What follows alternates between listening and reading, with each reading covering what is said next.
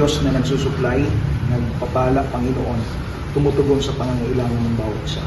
Narito po, Panginoong Diyos, ang Warriors MMA Academy, ang team, Panginoon, kung saan dadala po ng karangalan sa Camarines Norte. Hinihiling ko po, Diyos, ang iyo pong pag-iingat sa kanila pong pag-alis, una po kay Jessa, maging sa iba pa, Panginoon, na tutulak po pong Tagaytay.